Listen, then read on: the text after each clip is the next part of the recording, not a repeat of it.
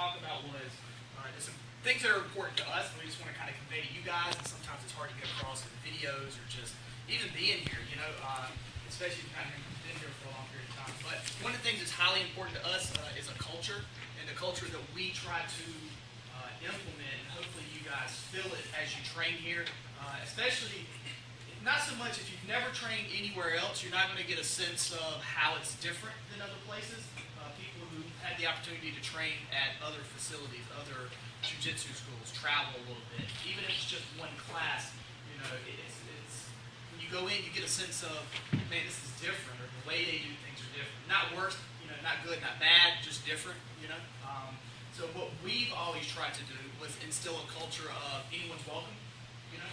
We don't care who you train with, what school you train at. All we care about is having good attitudes on the floor. That's pretty much it. You know, to me, that's what's been the most important to us as a culture. You know, we're not here to hurt each other. We're here to train hard to get good. But you know, that's just what's been important to us, I think. Well, it's always been our objective to, you know, when Rob and I first started, we were forced to teach like as blue belts. And nowadays, that's unheard of. Jiu-Jitsu's been in the country, you know, Brazilian Jiu-Jitsu's been in the country so long now that, you know, you rarely ever see them, unless you're really out in the sticks or something, you know. And those guys are forced to do the same thing. But when we started off, you know,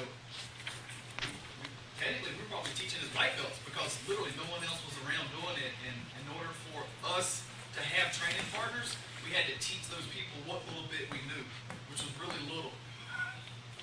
But, you know, you had to do what you had to do. But the reason I point that out is, you know, our job is to make you guys better so that you can beat us up, which makes us better. You know, no one's ever, if everybody's on the same level, no one's going to get better. You know what I mean? So we want you guys to improve. We want you to learn. We're not going to hold anything back. If you've got a question, you know, we're going to try to answer it the best we can. We might prefer it to Gustavo, you know. So that's where we're on that. Right, and then just to kind of finish that part off, you know, for some of you guys may or may not know, we've been doing martial arts since we were like 15 or 16, and we just hit 40. So it's been a long time. So, but we come from a world and a culture of, we did Taekwondo, karate, Wing Chun Kung Fu for quite a while. So, you know, most people only know us as doing jiu-jitsu, but I remember back in the days where there was a gentleman that we trained with named Will. He was as tall as Scott was, and I used to sit on his shoulder or hold a board up, and he would jump and do like a kick and break the board, you know. So that was many moons ago. But anyway, what we've tried to do is bring everything that we thought were important from those cultures into here. As you guys know, jiu-jitsu is one of the most laid-back arts there is. So we've tried to instill things that we felt were important. So we just want you guys to know about this. Right? The other thing, too, that we wanted to kind of talk just real briefly about was, for us, you know, jiu-jitsu is kind of, when we started it, everyone starts at a different period in time and what it means to them. But for us, and I'll at least speak for myself, for me, jiu-jitsu was revolutionary at the time that we learned in the mid-90s, you know, style versus style. And we went to UFC 5 and no gloves, no nothing. It was just crazy, and it was really cool.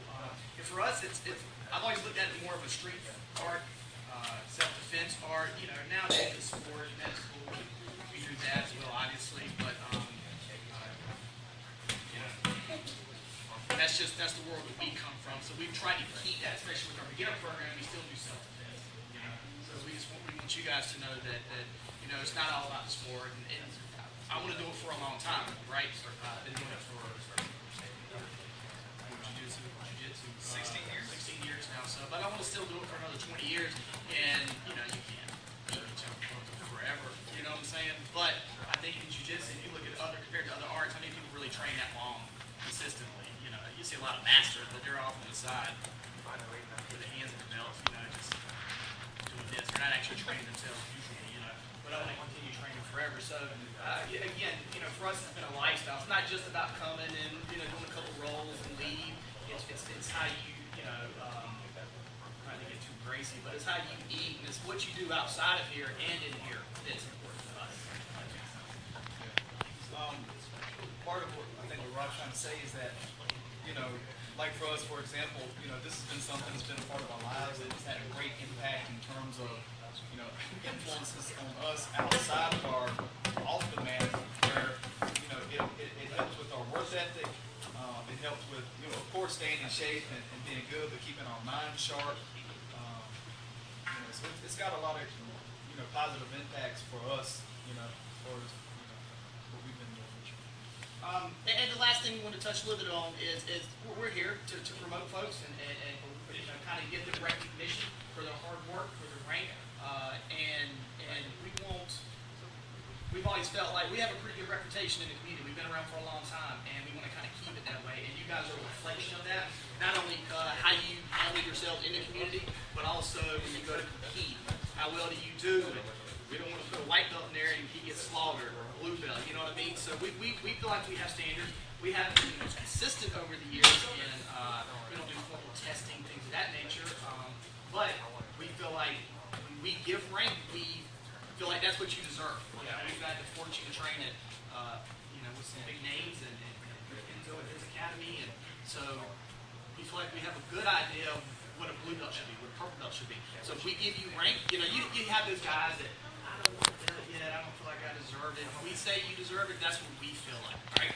So just say thank you, keep training. Sometimes we do it to push people, all right? We have different reasonings for why we give people rank, We always feel like they deserve it, but sometimes there's also other things in addition to that to help push guys, all right?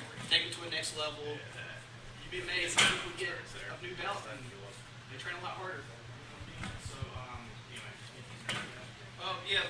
Anytime you get a new rank, like, I just got my purple belt or I just got my brown belt, there's almost like this, especially in the Brazilian Jiu Jitsu community, because it's kind of seen as a fighting art, you kind of got to hold that standard of, I got to beat up every blue belt I've ever trained, all the blue belts I trained, which isn't always the case, but there's a higher standard that you kind of have to hold yourself to, and that's a reflection of being consistent with your training, being even more important, because we all have jobs and families and stuff, and so being productive when you are on the mat.